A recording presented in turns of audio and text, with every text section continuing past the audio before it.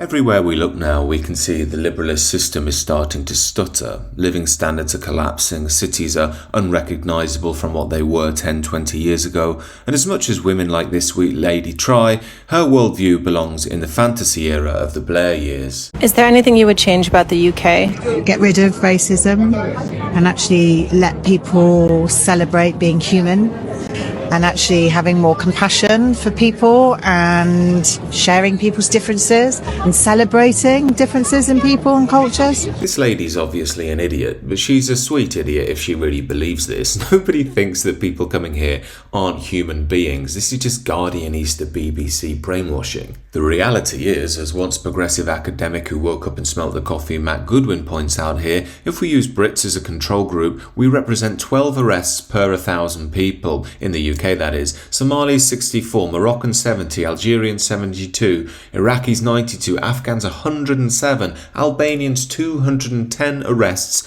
per 1,000 Albanians in the UK. Now, this lady's worldview cannot account for what's happening here. Her worldview cannot deal with what's happening here. Why have we got so many Albanians in the country when all they're doing by and large is causing trouble? In hindsight, I think many people are waking up and realising it was a mistake to turn from our traditional, more masculine order in society and pander instead to the middle-class Guardian reading mums of the world, the sort of beliefs that you just have to believe in multiculturalism all the more when it seems not to be working, that you just have to be more tolerant and listen to John Lennon's Imagine one more time with the volume that bit louder. Yet libs are so obstinate about this because in reality they put all their eggs in one basket with regards to modernity. They promised us multicultural utopia, so they have to believe the only reason it's not working is our own apparent intolerance of the European people.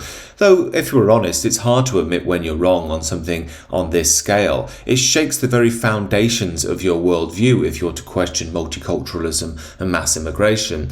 That's why it's a lot easier for the liberal boomers to put their fingers in their ears, think of the 60s, and remember that they're a good, tolerant person as the world around them that they've created for their grandchildren burns. A handy metaphor for what's going on occurred in my home county of Leicestershire over the past couple of days. Now, if you look online, you'll see there are floods absolutely everywhere there, all over the county. Now, the official line is this is just because we've had lots of rain and snow and this is just the result. Yet those who've been paying attention will know that Leicester is famous for being multicultural. In fact, it's so multicultural it's called a super multicultural city. That's a byword for saying they've enforced mass immigration on the city. Now, when you artificially inflate a population, it means you don't have the infrastructure to be able to cater for said population. Worse still, you have to build more houses. That means that floodplains get taken up by bricks and mortar, and well, we can all see the results now. Flooding is a perfect analogy of what's gone on in modern Britain. We can shut our front doors in our cocoon of individualism with our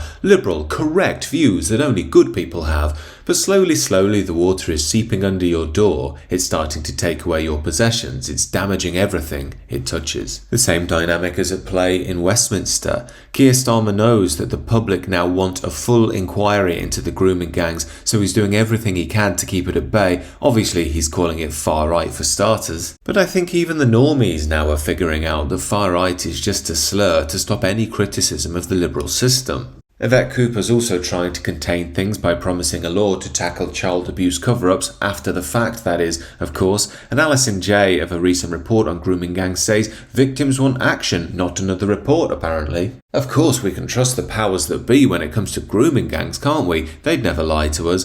Of course what they're trying to do here is kick the can down the road, but they're going to have to try a bit harder than that. As I've said before, I don't believe we'll get a report on the grooming gangs and what really happened. That's because the powers that be know that it would utterly destroy them and any credibility they have remaining. The reality is, though, that the soft, multiculti liberal worldview is falling apart all around the Western world. Keir Starmer and his ilk were utterly stupid to think they got put in to office on a popular mandate. They simply only got in because people got sick of the Tories and Reform split the vote. All around the Western world, we're seeing the betrayers or would-be betrayers of the Western world get voted out or fail to get voted in, and this is really an en masse repudiation of liberalist politics. But does that mean liberalism will pack up its suitcase and say, fair enough guys, you can have your countries, your continents, your way of life back?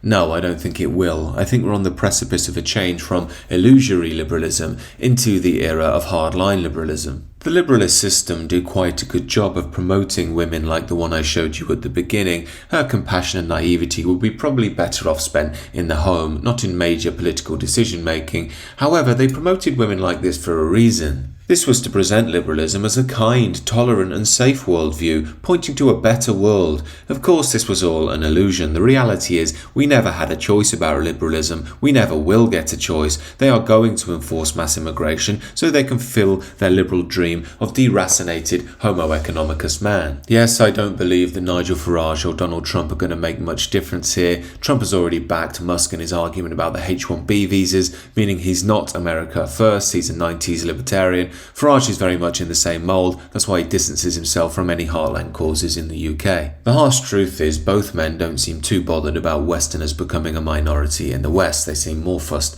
about GDP and their bottom lines. However, this does all equal a showdown coming eventually. My friend was telling me recently he has a theory that things tend to happen in the 30s in each century. It's an interesting theory because in the 1830s we had the beginning of Queen Victoria's reign, the Victorian times obviously, Pax Britannica. We also had the Slavery Abolition Act in the UK, and we also had the French Revolution. Of course, the 1930s is famous for the decline of Britain, for the rise of the USA, for the great ideological battles between Stalin and Hitler, fascism and communism and so on. Now, with the 2030s just round the corner and liberalism revealing its true face, as well as a growing sense of populism, traditionalism, nationalism, it seems that there is inevitably going to be a set to eventually. I might write about this on my Substack soon. Do check that out down below in the description. Let me know your thoughts down below this video, and do consider subscribing to the channel if you're new.